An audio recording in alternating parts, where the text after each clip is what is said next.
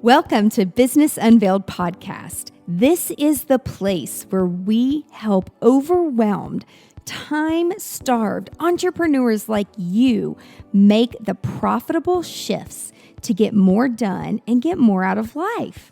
I'm your host, Angela Proffitt, award-winning 8-figure entrepreneur and CEO. And in every episode of Business Unveiled, I'm bringing you conversations that will give you the expertise and strategies that will scale your team and business so you can get shit done. That's GSD in our world. So get your time back and grow a business that helps you be present in your life. Let's do this, y'all. Hi, y'all. It's Angela. I'm back for another episode of Business Unveiled. And I'm so excited to talk to our guest today because we've known each other for years and followed each other on social media. And we've been in similar industries. And she is a woman of force and power and amazing entrepreneur, business owner. And so if you are thinking of starting another business or managing 2 separate brands, or some people 3 separate brands, or you're trying to diversify your time because you're bored and you want to do something else, you're going to want to listen to today because our guest has learned how to manage multiple brands and be in the events industry, which is a whole just job in itself. But she has done it really, really well. And so, Dixie, welcome to the show today. Hey, thanks for having me. Happy to be here. So excited. So before we jump off and start helping people get their mind around having multiple brands and how to manage it and how to diversify, I would love for you to share your background and your journey on how have you gotten to where you are today. Sure. I mean, I've always been a worker. I think I cannot recall not getting paid, whether it was in Mississippi sweeping the driveways when I was 5 years old by my grandmother. I've always done something. And 13, I lied and said I was 15. I got my first job at Ryan's Steakhouse as a hostess. And I've just always been a worker and can't sit still. So we kind of found a barn venue. It wasn't a venue, it was a horse barn in Rome, Georgia. And I've always had real estate issues and car issues. Those are my thoughts. And just came to look at it for shits and giggles. And after we looked at it that night, I went home, had my bottle of wine, and my wheels started spinning. And I told my husband that we had to have it. And we had a brief argument about my craziness. A very nice brief argument. It was nothing serious, but he was like, "You're crazy." And then I showed him kind of a floor plan. My intention was to turn the barn into our home because he's a builder. And I thought that would have been great for his career. And so, long story short, we got it and started working on renovating it to be our home. And I was a personal trainer at the time. And the man who trained me to be a trainer signed us up for a half marathon and fell over and unfortunately died while training to run it. And his son was going to propose that night at our house. And needless to say, he didn't. None of that happened. And a few months later, in my previous life, let me say, my first marriage, I was married to an attorney and I was always throwing social events and arranging things for his clients. So when Scott was his name, when he passed away and little Scott didn't propose, a couple months later, I just told my husband, I said, I'm just going to offer to throw the wedding at the farm and we'll just as a community potluck it and we'll make it come together and everybody will chip in and donate something. And we did. And maybe, I'll say by the end of the wedding, people were begging me to do weddings. And I was like, no, I'm a guy's girl. I'm a personal trainer. I'm not a wedding girl. I don't kiss ass. All the reasons I was going through my head of why this would not be a good idea. Yep. And I got tired of people asking me. So I signed up for a wedding show. Did it, had no interest whatsoever. And then about 3 months later, I had a random person call me and the phone calls just started coming in. And within 6 months, I was booked for a year solid every single weekend. And everything else just kind of evolved from there. And isn't it crazy though, how something so sad and so unexpected of someone I like to call it celebration of life, not death or Mhm. funerals. Mhm. Um, but how something so good and so beautiful, I know it sounds so cheesy, but something so good that your heart was in the right place, like wanting to help that person and then host the Mhm. wedding and then look at what it has evolved in today. I mean, you Yes. have such an incredible, y'all, the venue is beautiful. The events that you guys do, I see it on social media. It's beautiful. And you lead with such passion and heart. And not everybody does that. And so I feel like not everyone is cut out to be an entrepreneur. And not everyone is cut out to run multiple businesses and multiple brands. It's just not in the DNA. But in your DNA, it is definitely there and it runs through and through and it shows and it shines. So, anybody that is listening or watching that wants to either take what they've already started or take what they've learned and do something else with it, or really grow on that or add more value to their clients, their audience, what are some things that helped you get prepared to be able to diversify your time? And what does that look like when you're running like multiple brands? A key thing, and it's really hard for people, especially people in the wedding industry, is being okay with saying no to things because we're people pleasers and we want things to happen. But for me, when I'm sitting back and knowing that I'm about to roll into my next project, I have to really evaluate what I do with my free time. And I'm very diligent with that. I very, kind of by the books. I am spontaneous, but at the same time, when I'm working on something, I'm like, I don't have time for that. Like, if you're hanging out with me, Angela, I'm gonna be like, look, you just need to know you can't be surprising me for the next month because I have a list of things to do and I want to accomplish them. And so you have to be okay with saying no, whether it's social things, I mean, I think you have to really focus and give your brain power to these things and to know if you're committed and if you can handle it. And if you don't say no to certain things and you don't give yourself enough time to really focus on it, I don't think, and prioritize the idea and the process and everything that goes into it. Do you think that comes with, and I don't want to say like age, it has nothing to do with age. It has to do, I feel like, with like life experience of like being an entrepreneur. And because when I worked in corporate America, it's like I was kind of told how I was going to spend my time and what Mhm. was a priority. I didn't have to think about it. But when you are the driver and you are doing all of these things, you have to learn how to prioritize for yourself. Mhm. Are there do you have any like advice or ways for people that are listening or watching that they're like, oh, I know I need to say no, but like I don't know how to say no and I don't want to miss out on an opportunity, or I don't want people to think that I don't care about them. It's just it's not on my vision board right now. So the answer has to be no. How do you communicate that to people and like let them down gently? I think, first of all, I think a lot of people are just afraid of the word no. They're afraid that people won't come back to them or they won't like them. They're just afraid of the consequences of the word no. But I think, for me, in my experience, when I tell people that I have to say no because here's what I'm working on, and this is my goal and my focus to get this brand or business up and started.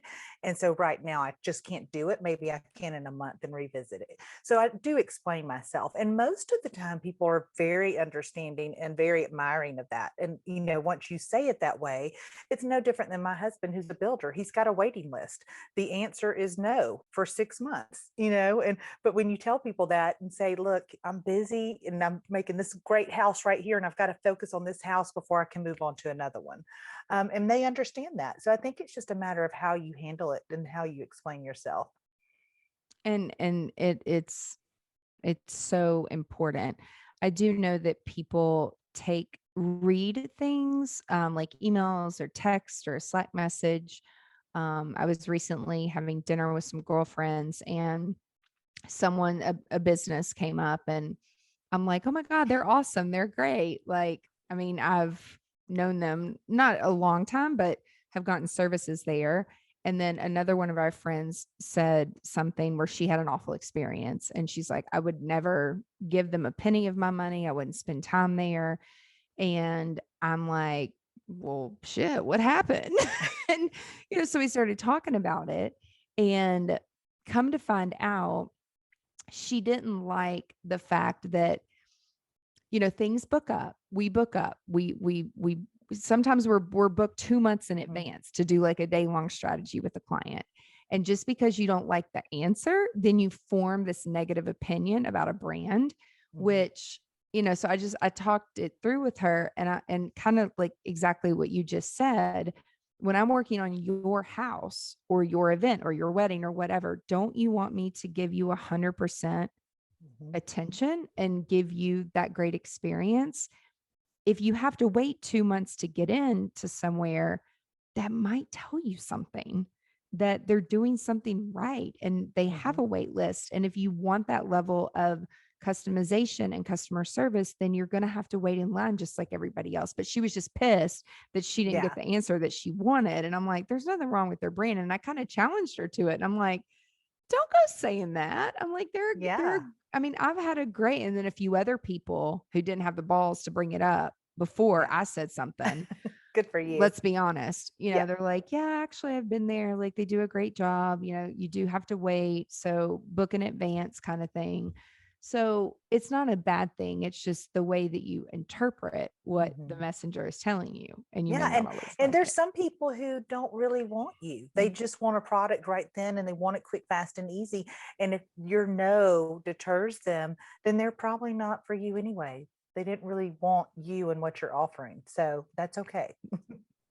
Exactly. You're not for everybody. Like, it That's right. is okay. It is okay. So do you have any experience shares on how can people really get ready for growth? Like, how do you know, like, oh my God, I need to hire somebody else, or, oh my God, I need to do something else? Like, are there signs that people can look for when they're really like ready to grow? Or the better question is, that they have the time to dedicate to opening another company or starting another company or managing another brand? Like, how do you know? I think, obviously you have to have that time to listen to yourself and focus on yourself, some quiet time with yourself to decide if it's right for you. One, if your business is currently going well, if you're kind of bored in your business, not because you're not busy, but you're just kind of like, I'm not being challenged every day, or I feel the need to, I joke and say I rearrange the furniture in my house all the time. Yes. Like, if you're getting itchy like that, you know what I mean, then there's probably a sign that that's an opportunity for you to either grow your existing business or to go into another direction that's going to, help your business. I mean, pretty much all of my businesses benefit from each other, which is really nice. So you kind of, I think, listening to yourself, looking at what's going on, how much time you've got. Do you want to grow what you've got even more and bring in more employees, or do you want to branch off and start a new brand of something? And that's a personal choice, obviously, for everybody. Yeah. So I'm interested to know the different brands that you guys have and that you're managing. Do you guys, are there, because I'm a tech girl. We were just talking about Apple before. We were talking about notifications and how annoying they are. But are there tools or apps or platform softwares that you could recommend to people where it's like, yes, like, we live by this to make sure that we're managing our content and our just all of the digital assets that you really need to run a brand? Yeah, I mean, my favorite things, obviously, I'm a huge fan of Dropbox and Google Drive. I have that for every single person subject in my life. God bless my husband. Amen. My husband's like, "What are you sending me again?" I'm like, "It's so easy, I swear." And then, I'm a huge fan of Timeline Genius just because it's something I can use across the board for everything, including my own personal travel. I think I'm like brain farting here. Pages. Yeah. Pages is, another favorite of mine. It's simple.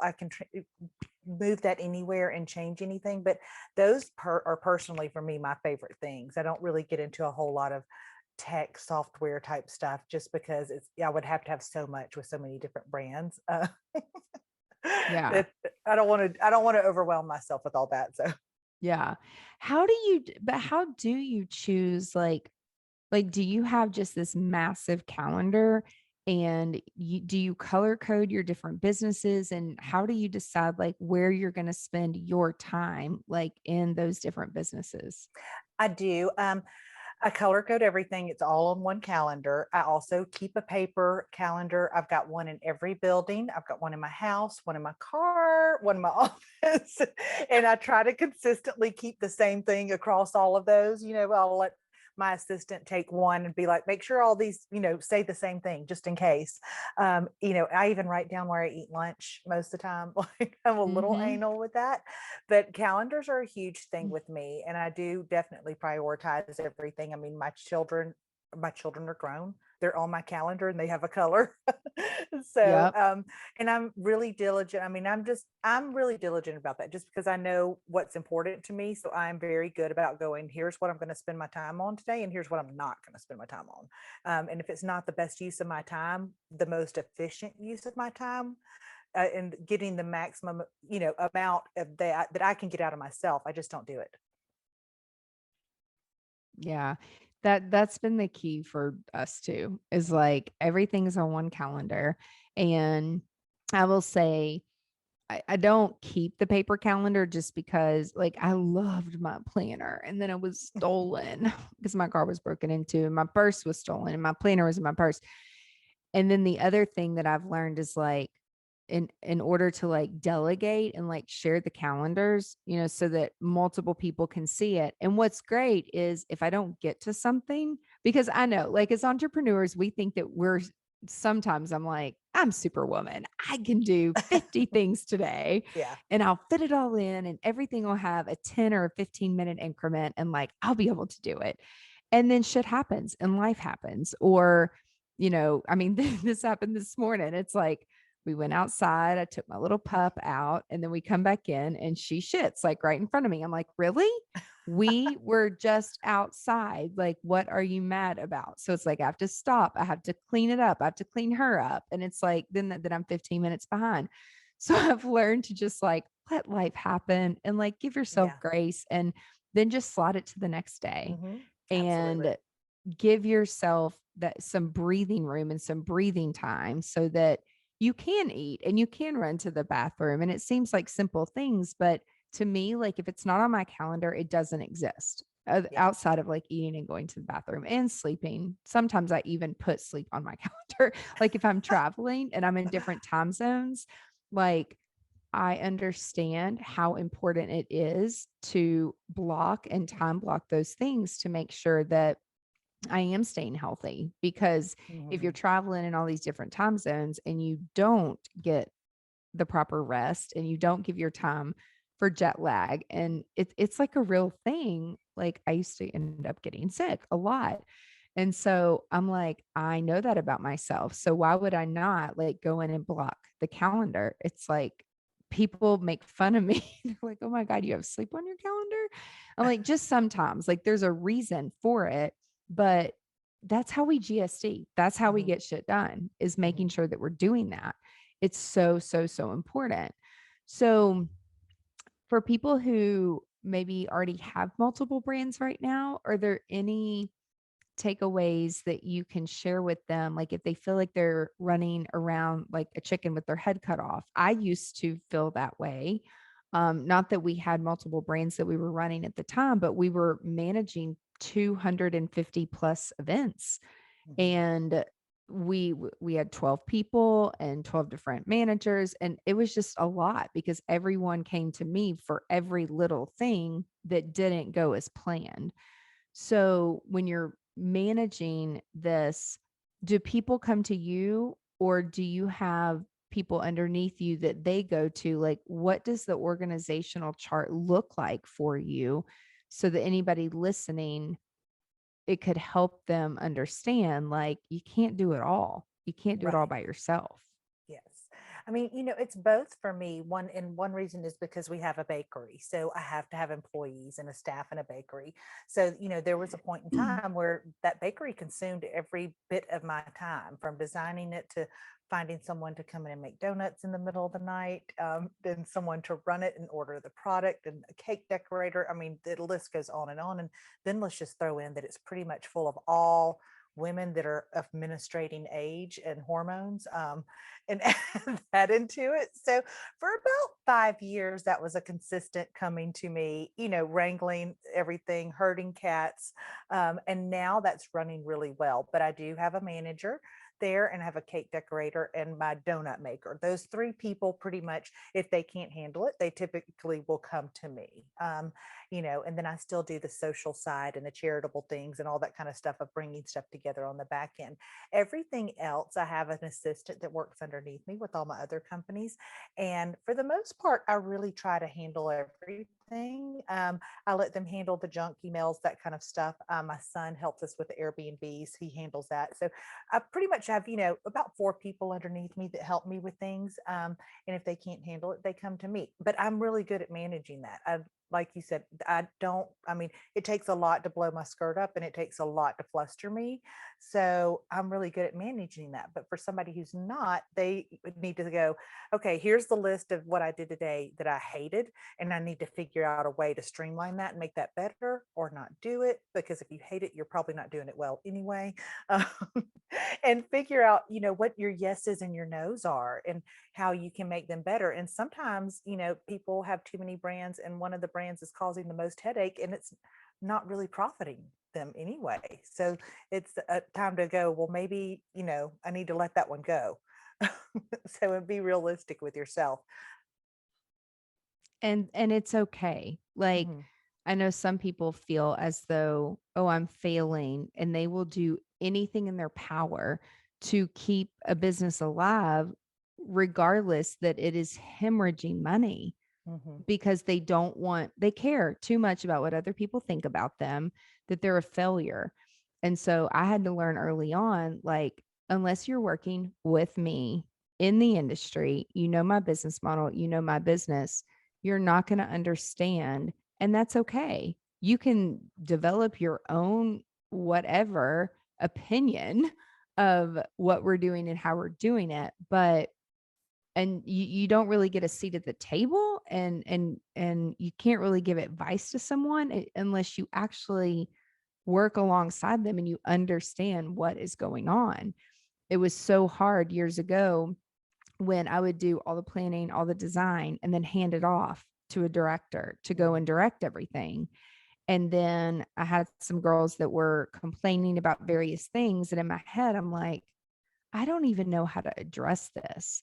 And I got a business manager back then, and he was like, you know what? You can't even have that conversation with them, because they don't see the 9, 10, 11, 12 months of work that you're doing in the background, the Mhm. nights that you stay up to make the client happy, the sleepless nights, the days you don't eat, the days that you are out there making sure that your client is happy.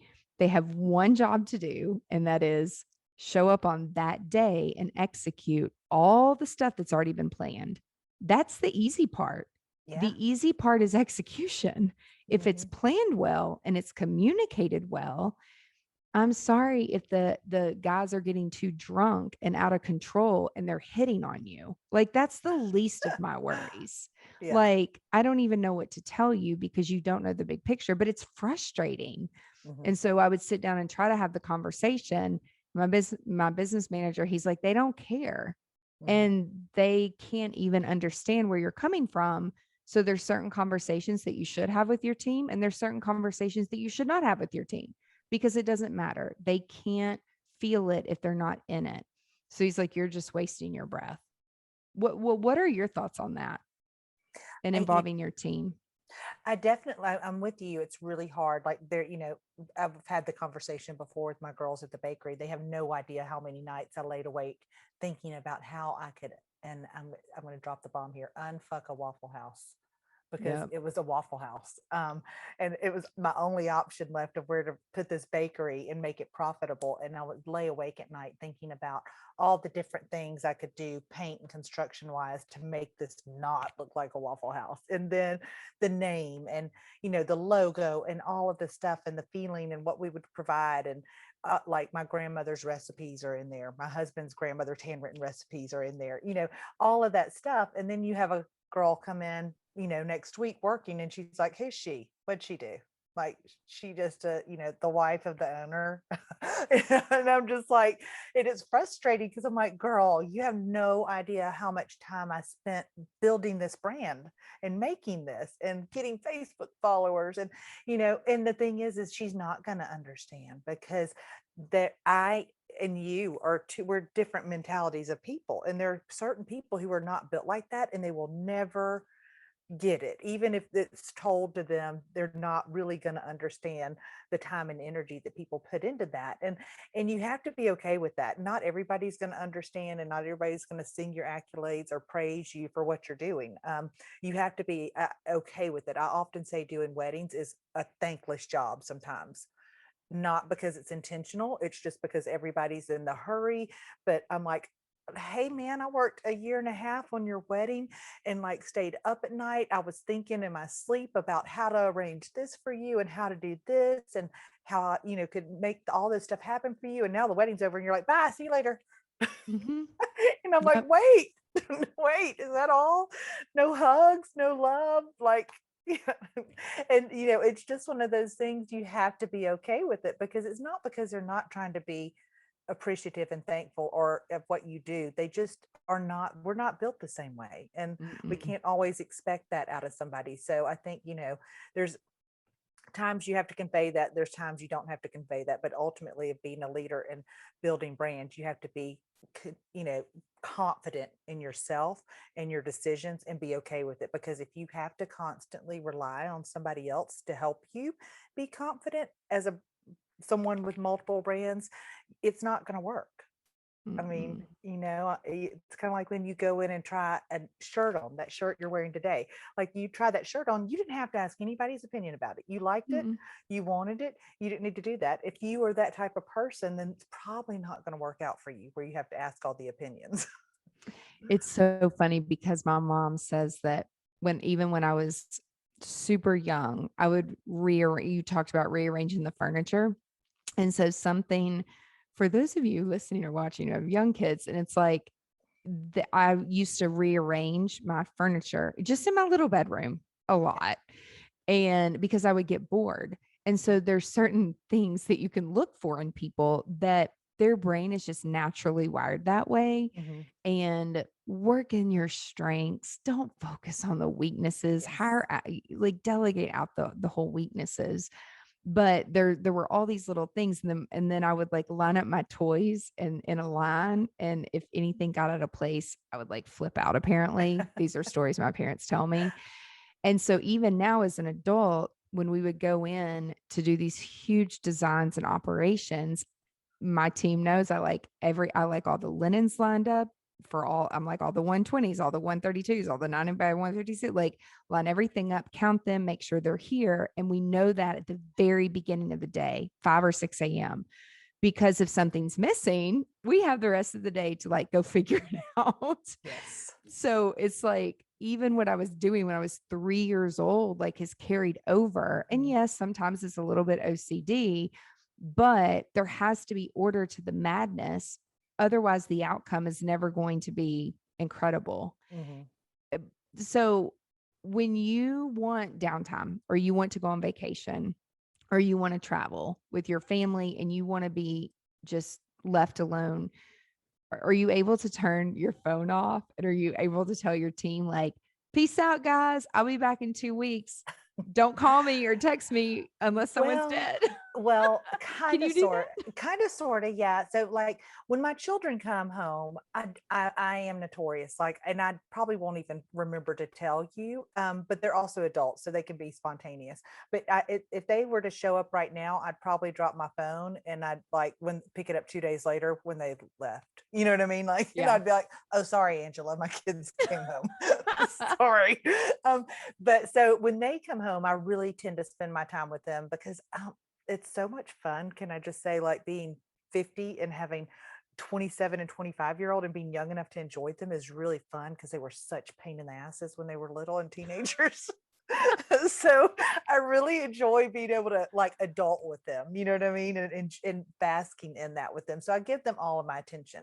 Um, but when Lee and I go travel, I really travel with the intention of having quiet time to focus on all the things that are in my head and put them in this computer and make this product. I mean, the Southern Wedding Collective came out of going to Montana the week that the pandemic hit and was announced, and we went to Montana to ski, and all of a sudden we couldn't ski. And not only that, but like Bozeman Airport, I walked in and was like, "Hello!" It was a ghost town to get my rental car, and so I had all this quiet time, and this had been on my brain for a while, and I was like, "This is the time to do this. This is my time now. It's quiet. I don't have anything to do." So for me, I kind of look forward to those times of vacation to be able to, hone in on myself and improve myself. And even if it's not building another brand, just auditing my existing companies and seeing what I Yes. can do better. I firmly believe that everybody should do that every single year, if not once, maybe twice. And I mean everything, your pricing, your wording, your verbiage, your bios on social media. So, I always use that time. And my husband's the same way. He'll go and we will go somewhere and work till lunchtime on our computers, working on the back end of things, not getting interrupted and having to go out. And so it's really productive for us. So I'm both. I shut down when my kids are kids are Yep. home, and on vacations I use part of my time to hone in on me and what's important. But it's so important to like have that moment or those moments where you can be present. You Mhm. know what is important. Time is precious, and you know that it'll be there when you get back, or you have team members Mhm. that can help take care of Yeah. that for you while Oh, you're yeah. you're out. And yeah, it's so important to like take the time to work on the business, not in the business. Like I say that Mhm. so much, and so many other people say that too, but it's a thing. It's like if you're so busy in the rat race, and I don't mean that in a negative way, but if you're Right. so busy just working, it's like, how are you going to grow? And how are you going to do projections? And I had a coach ask me once, and he's like, "Well, how many events do you want to do?" And I'm like, "I don't even know what to say." Because we just say yes. I mean, they just come, and he's like, "We've got to get a handle on these things and on the business model. And you can't say yes to everybody." And, going from 250 plus events to 30 in 2 years, and then doing the 30, we were much more profitable as a business and with the Mhm. business model than doing 250 of just half-ass doing things and not asking enough questions. So it really can make a difference to make sure that you're actually being profitable in your company so that you can be present Mhm. and support the lifestyle. So this is awesome. If people want to connect with you, what's your favorite platform? And of course, we'll put all of your websites and your businesses in the show notes as well. But do you have a favorite place where you hang out Yeah. where people can connect with you? Yeah, Instagram and of course Clubhouse. That's new. Not everybody's on there, but Clubhouse is great. Instagram though, Dixie Bagley, Dixie Does Weddings is my hashtag. That's the best place to kind of find me, and you can link over to all the other companies if you're interested. Awesome. This was so, so fabulous. Like, I just love everything that you do. So, everyone listening or watching, be sure to check out what Dixie's doing and reach out to her on Instagram. And thank you so much for watching. Thank you for your time today. And be sure to tune in next week for another episode of Business Unveiled. Bye, y'all. That's it for this week's episode of Business Unveiled. Now that you have all the tools that you need to conquer the world and GSD, get shit done, would you share this with your friends and fellow business leaders? One thing that would really, really help us and help new listeners is for you to rate the show and leave a comment in Apple Podcast, Spotify, Stitcher, or wherever you tune in and listen to Business Unveiled. You can check out the show notes at angelaproffitt.com/podcast and link up with us on social media so you can share your biggest insights. And I want to know your aha moments. Until next week, remember, the profitable shifts and structures you're creating in your business help you be more present in your life. So get out there and GSD.